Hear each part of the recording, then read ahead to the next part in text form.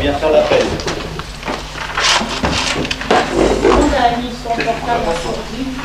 Antoine Véran. Michel Castel. Thierry Niez a donné le pouvoir à Manuela Bonnefond. Ghislaine Dissini. Présent. Ghislaine Ernst. Jean-Claude Durand. Présent. Monique de Grandy. Michel Bourgogne a donné le pouvoir à Evelyne Delamarre. Daniel Caponi. Présent. Georges Robert. Oui, présent. Evelyne Delamarre. Présent. Jeanne Daniel. Didier Jordan. Présent. Aline Bayot.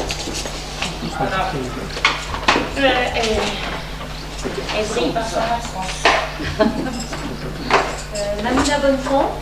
Claude Menbo. Présent. Suzanne Ruti. Présent. Régis Guillaume a donné le pouvoir à Daniel Caponi. Éric Bernigo. Présent.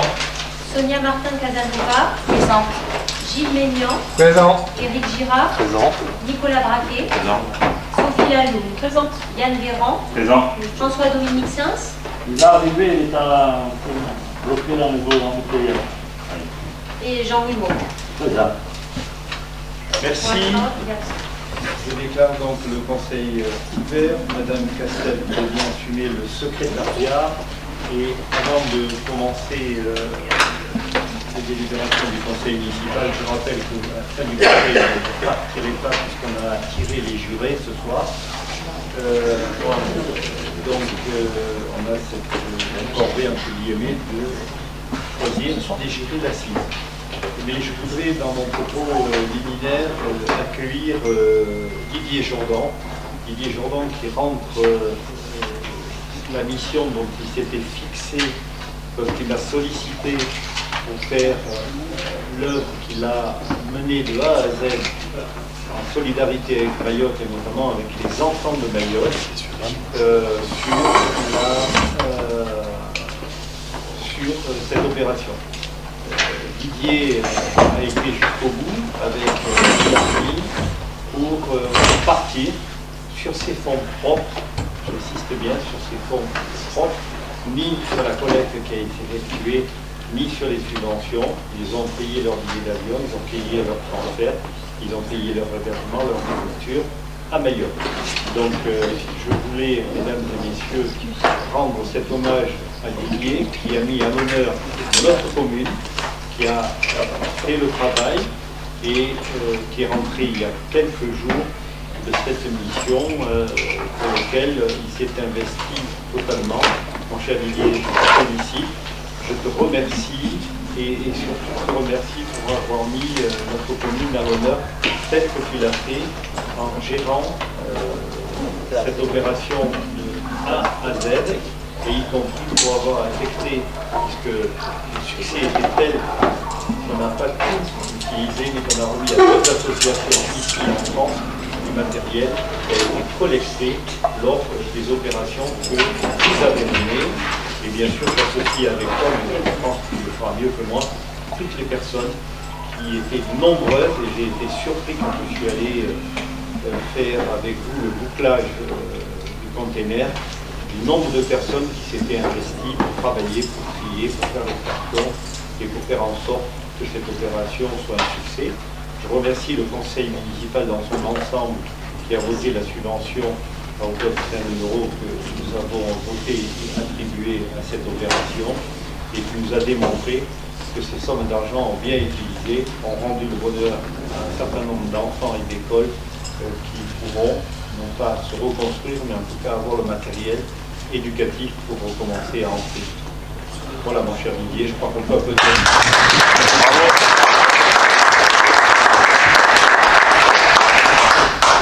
Monsieur le maire, mes chers amis du conseil municipal, tout d'abord c'est moi qui vous remercie parce que sans vous tous, on n'aurait pas pu faire ça. Je voudrais remercier toutes les personnes qui se sont investies de près ou de loin, parce qu'il y en a beaucoup, je ne vais pas les citer, je vais en oublier, donc je ne veux pas de problème. Certes, là ce soir c'est moi qui suis un peu en avant, mais je ne suis pas tout seul, il y a eu toute une équipe.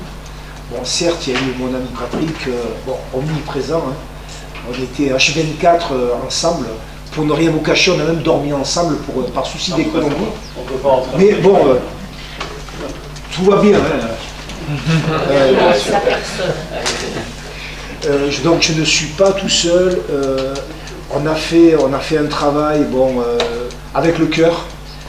Notre but c'était d'amener à des enfants un petit peu de bonheur. On l'a fait. Quand on voyait le sourire des enfants, quand on arrivait sur des sites, quand on distribuait tous ces dons, c'est vrai que ça faisait vraiment chaud au cœur. Ça nous a donné beaucoup de courage parce qu'il en fallait.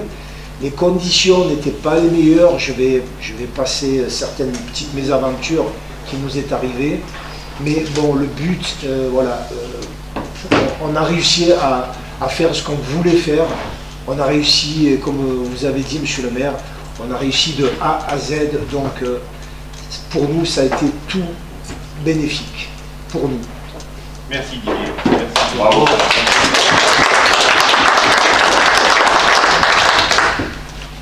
Bien, merci à tous. Donc, Madame Castel, vous avez la parole pour la délibération numéro 1. Ah oui, excusez-moi. D'abord, vous avez des questions sur le compte rendu du procès verbal du Conseil du 5 mai. Qui est contre, qui s'abstient, merci à l'unanimité. Maintenant, je peux donner décision du maire Yalaba et on les passera, oui, parce qu'on a des jurés à faire après. Donc, vous avez la parole, Madame Castel, pour la modification du tableau de Vous ne pouvez pas vous laisser partir. votre sport favori. Vous ne pouvez pas vous laisser partir, hein. On va ensemble parler de la modification du tableau des effectifs. Donc vous savez en quoi ça consiste. Il faut nettoyer le tableau régulièrement parce que c'est une collectivité qui vit et qui bouge. Donc on a 9 fermetures de postes, mais les fermetures, ça ne veut pas dire des suppressions, on est bien d'accord. C'est par rapport aux évolutions de carrière des agents et de ce qui se passe dans la collectivité. Donc on en a 9. La première, l'agent s'est mis en disponibilité et sera remplacé par un temps complet. On retrouvera donc cette fermeture compensée par une ouverture en fin de délibération. La deuxième fermeture concerne la police municipale. Ce poste correspondait donc à une avancée de grade qui date du temps des ASVP. Le policier est recruté, donc on ferme ce poste d'ASVP et Christopher reprend pour cet été, repartira finir sa formation cet automne et il est secondé par David dans ce travail de police municipale. Le point 3, c'est la réorganisation du service, donc le poste est non pourvu, on n'a plus besoin, donc on le ferme. Le 4, c'est une agence de l'école qui a souhaité intégrer le cadre d'emploi d'ATSEM. Donc elle a l'ancienneté en tant qu'ATSEM et les compétences d'ATSEM. Elle est aussi animatrice, donc c'est une intégration directe par correspondance de grade, du fait de son expérience et de sa compétence qui sont fortement reconnues. C'est une proposition de la collectivité et l'agent a accepté. En fait, ça sécurise aussi l'agent sur son poste et en tant qu'ATSEM. Le point 5, c'est le départ à la retraite d'une ATSEM, on en a déjà parlé. Le point 6, c'est le poste de l'accueil, donc l'agent de l'accueil passe à temps complet et travaillera sur l'accueil et le CCAS. C'est une demande d'augmentation du temps de l'agent. Le point 7, c'est une évolution de carrière de l'agent, donc le grade doit correspondre à sa filière. La filière administrative ne correspondait pas et l'agent passe donc dans la filière technique pour son évolution de carrière. Le point 8, l'agent augmente son temps de travail et passe de 31h30 à 34 heures. Donc là, on respecte aussi les souhaits de l'agent en cohérence avec les besoins du service et ceux qui le souhaitent. Et le point 9, c'est le départ à la retraite d'un agent de l'école.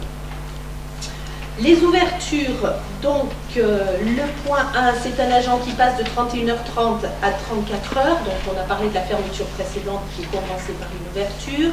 Le point 2, c'est une évolution de carrière, qui correspond à la fermeture du 7, le grade doit correspondre à la filière. Le point 3, ce sont des postes d'animateurs pour les centres de petites vacances et pour les centres de l'été sur un 30 heures. Le point 4, c'est un agent qui augmente son temps de travail et qui passe de 19h30 à 21h comme elle le souhaitait. Le point 5, c'est un agent qui passe de 20h à 24h. C'est un agent polyvalent qui vient de rentrer, qui s'occupe donc de l'école, de l'entretien, de la cantine et qui fait des remplacements. Et le point 6, c'est un agent qui travaille sur le temps de midi, 12 heures. Donc c'est un planning aménagé pour cet agent qui souhaite travailler comme ça pour diverses raisons personnelles. Voilà, donc je vous propose de valider ces ouvertures et ces fermetures de postes précisées ci-dessus, comme je vous ai expliqué, donc d'autoriser M. le maire à signer tous les actes correspondants. Et je voulais rajouter aussi que dans ce fonctionnement, on tient vraiment compte de ce que nous demandent nos agents. Merci. Avant de dire le vote, est-ce que vous avez des questions? Je vais vous donner deux informations. D'abord, dans les départements, vous avez vu qu'on a notre police municipale qui est complet aux formations pré. Christopher revient lundi. Il repartira jusqu'à mi-octobre en formation à partir de la première semaine de septembre et que le nouveau PM, lui, partira en formation à partir de fin septembre pour novembre pour les 6 mois correspondants et que donc nous aurons 2 policiers municipaux formés et qui pourront travailler avec nous de la même manière que nous avons accepté le départ de Hugues, notre régisseur, et que le nouveau régisseur est arrivé, que nos effectifs sont complets.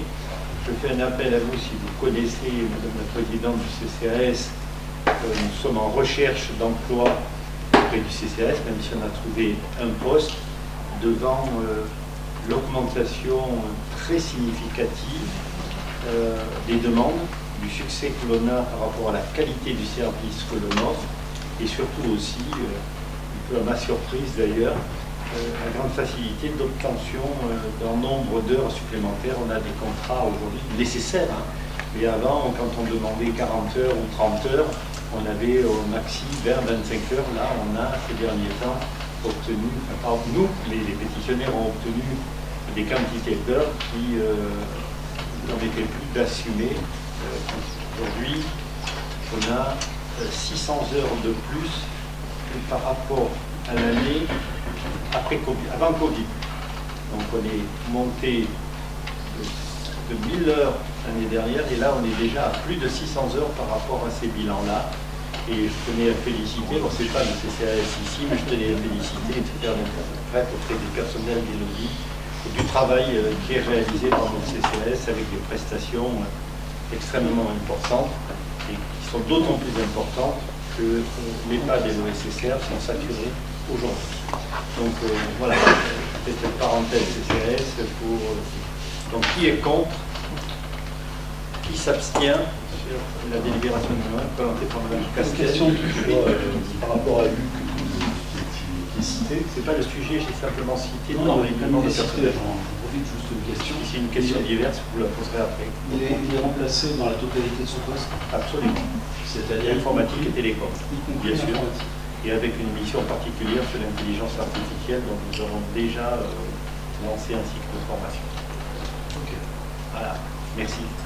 J'espère avoir répondu et on va s'étendre sur le sujet. On a voté. On y a souhaité Merci. bonne route. Et je dit qu'il fallait qu'il tienne compte d'un certain nombre d'informations pour sa carrière personnelle. Voilà, il met un peu d'eau dans son vin, il est jeune, mais voilà.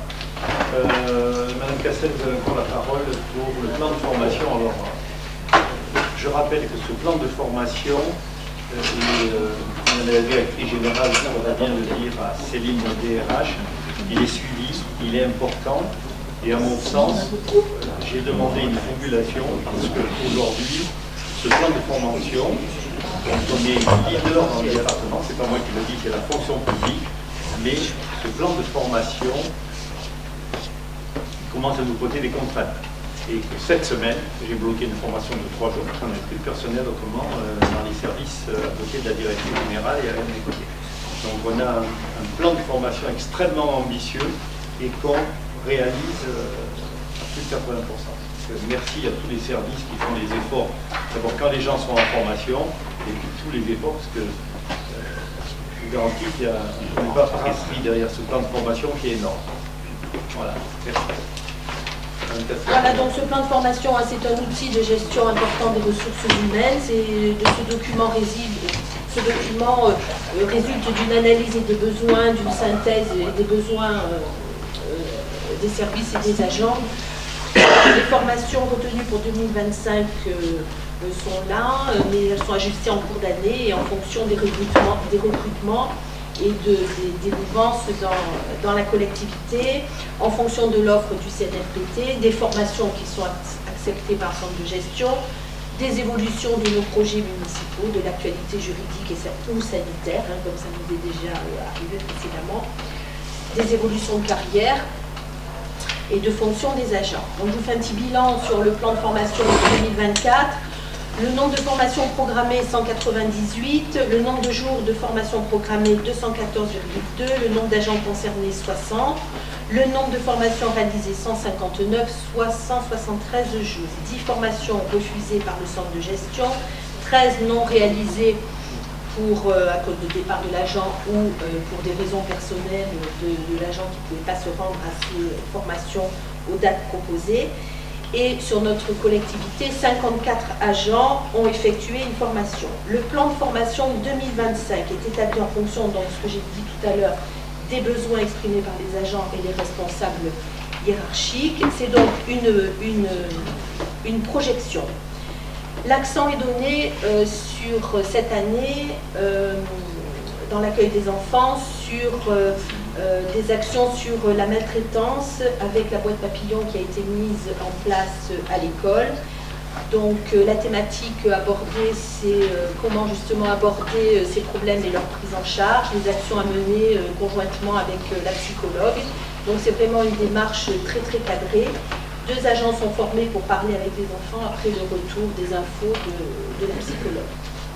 Voilà, donc le plan de formation... Très surpris, pas sceptique, mais... oui, on a été très surpris. Très surpris par oui. La nécessité de cette boîte papillon. Oui. Je vous garantis que voilà. C'est très très important. Oui, c'est très important, très utile.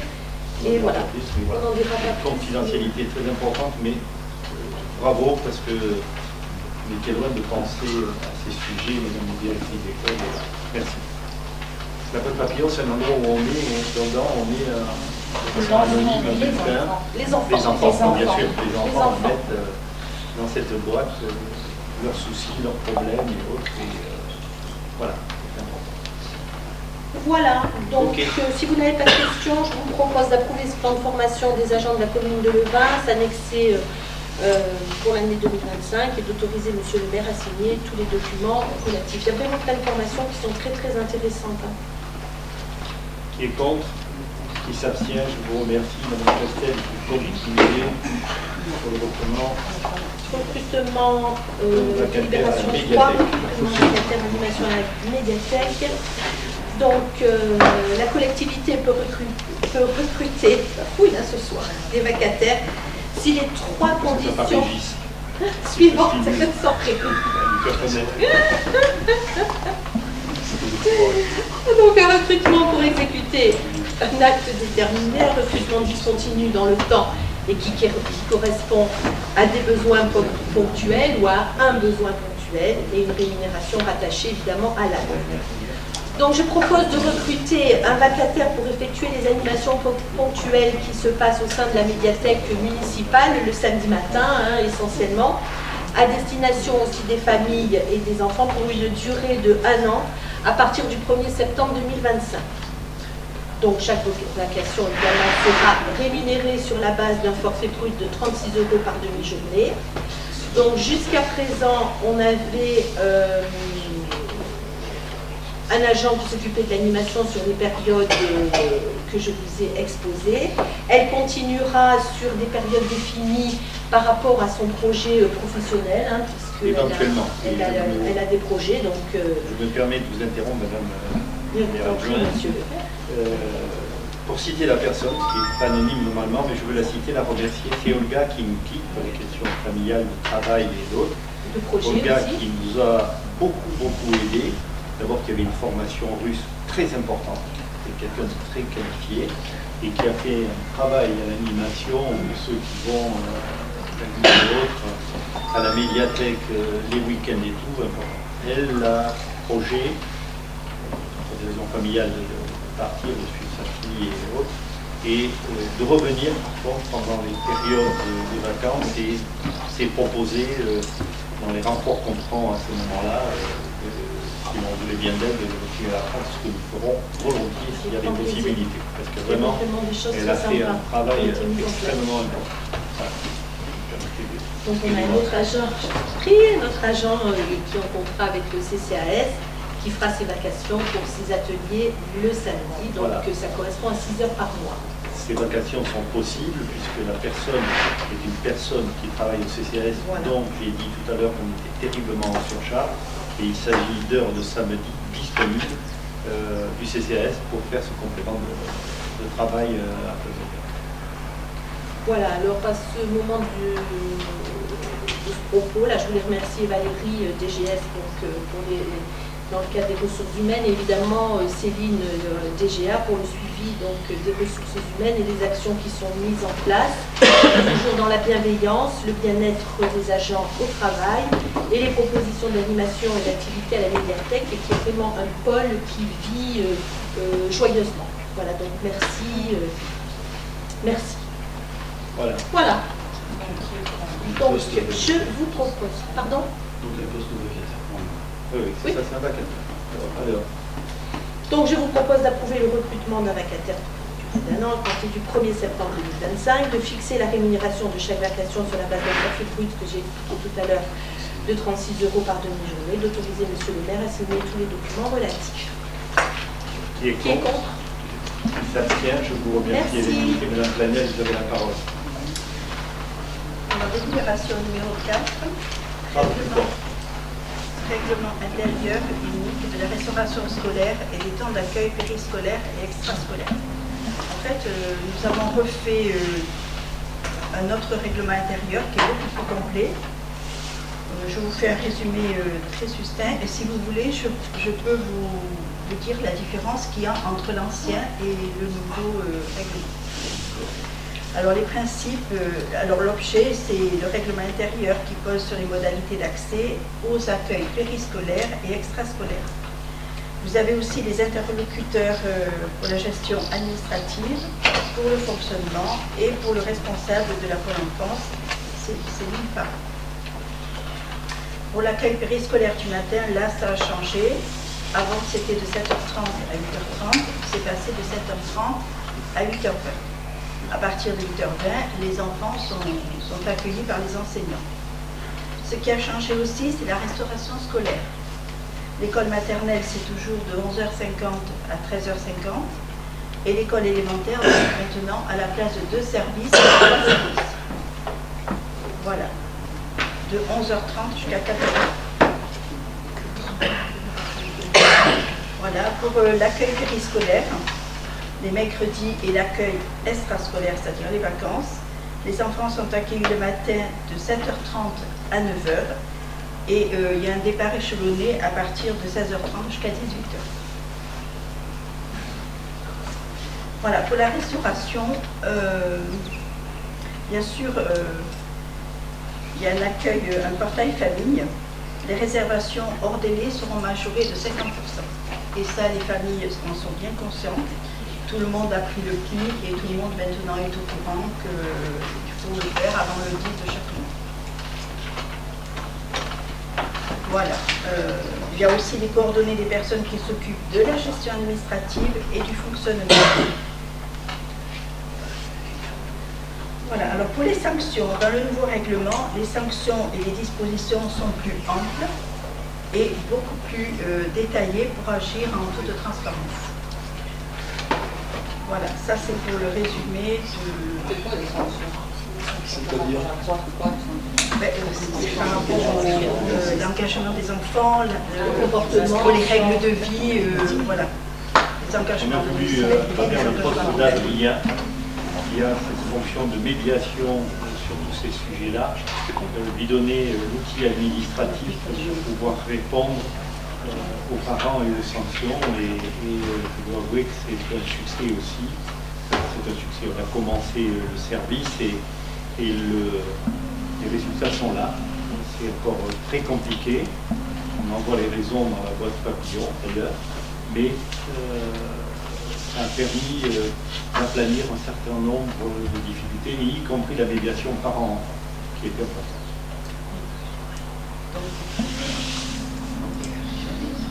Et donc il y a un barème derrière sur les temps de sanction, jusqu'à l'exclusion temporaire, 1 jour, 3 jours et 1 semaine. Après, ça dépend de l'éducation nationale qui doit le faire. Avez-vous des questions? Oui, je ne vois pas le barème en question. Il est dans une pièce annexe peut-être. Le barème de quoi? Je sais pas, il paraît qu'il y a un barème de sanction. C'est pas un barème, c'est vraiment des C'est ce que dit des sanctions. Les sanctions sont actuelles. Des exemples de sanctions, tu veux? Non, le barème, il y a la forme de barème. Je vois la question.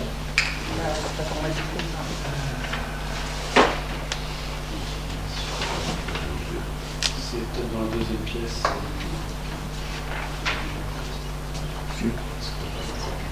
Il est dans les pièces complémentaires, effectivement, on regarde, il n'a pas été transmis, je ne le vois pas là, effectivement. Est-ce que tu veux que je te lise tout? Oui, on veut savoir qu'est-ce qu'il y a de nouveau par rapport à la version précédente. Voilà, Non. Et rapidement.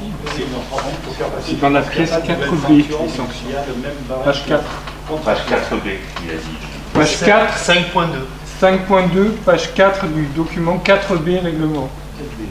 Les sanctions sont Non, graduelles c'est vrai. et adaptées à chaque situation. Celui-là, je n'ai pas envie. Quand je fais des progrès, Non, mais tu connais, c'est pour. Je sais si. Tu as le droit de poser une question. ok.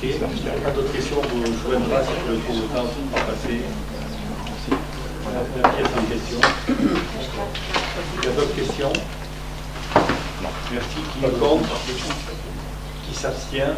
Je vous remercie. Madame de Grandy, vous avez la parole. Oui. Alors, délibération numéro 5.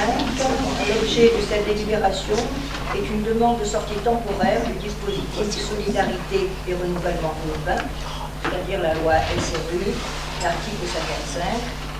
Je pense que tout le monde la connaît. Cette loi oblige les communes de plus de 1500 habitants de produire des logements sociaux à hauteur de 25% du nombre des résidences principales.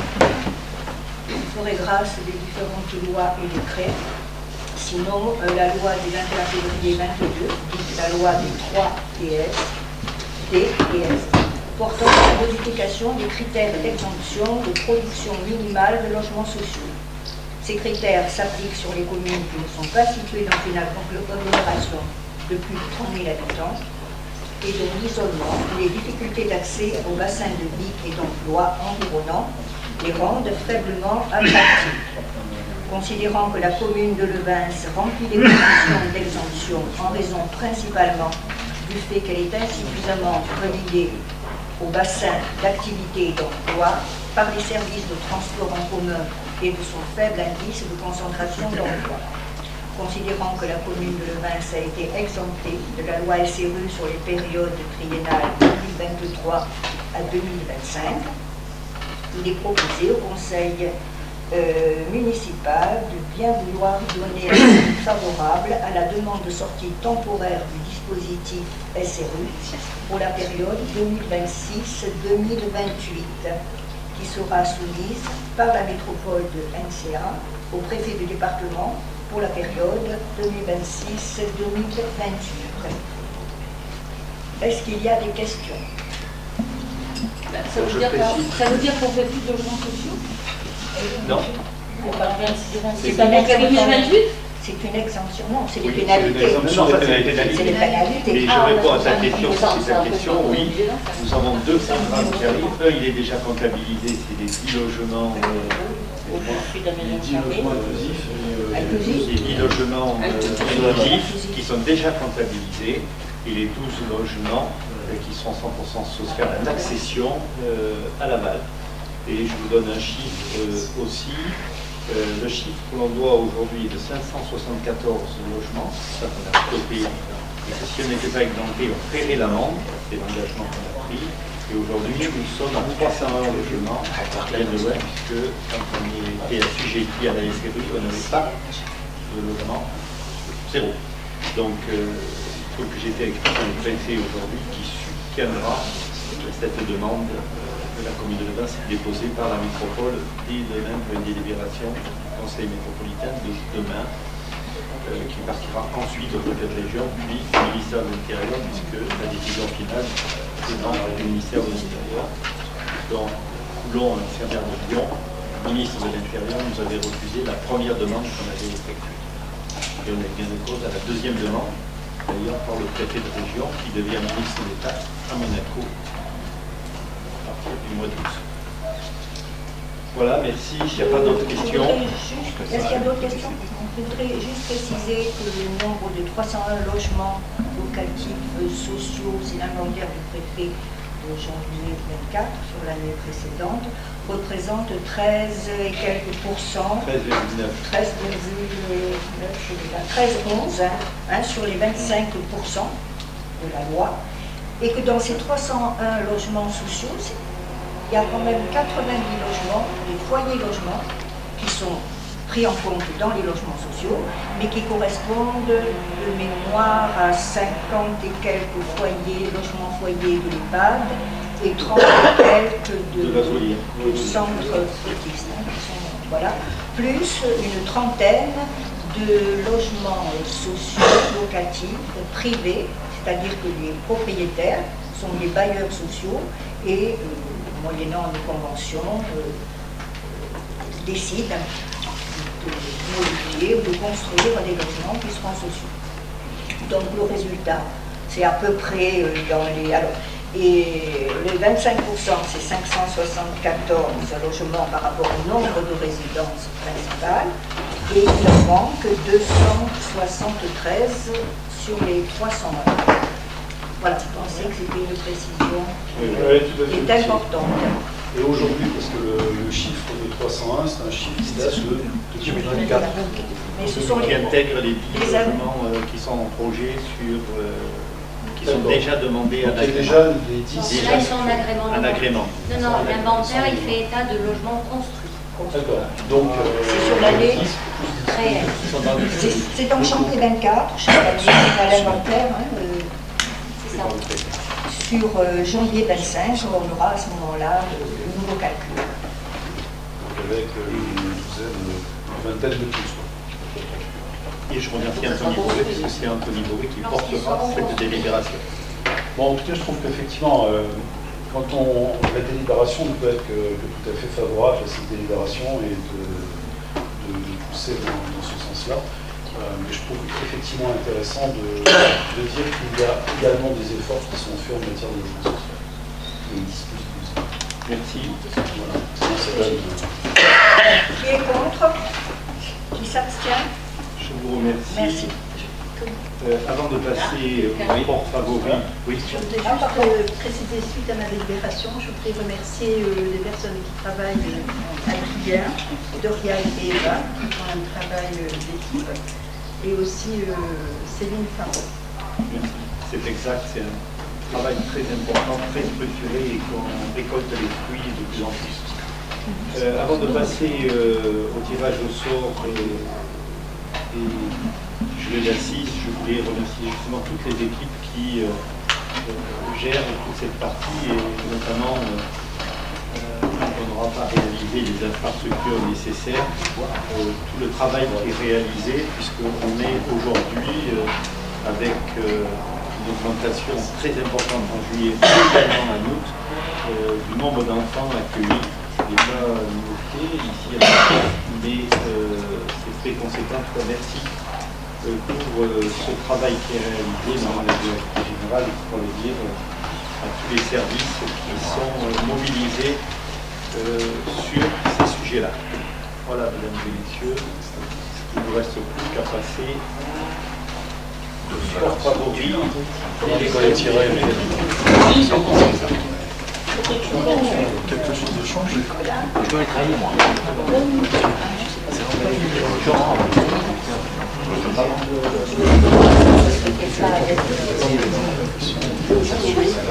Le conseil est clos. Voilà.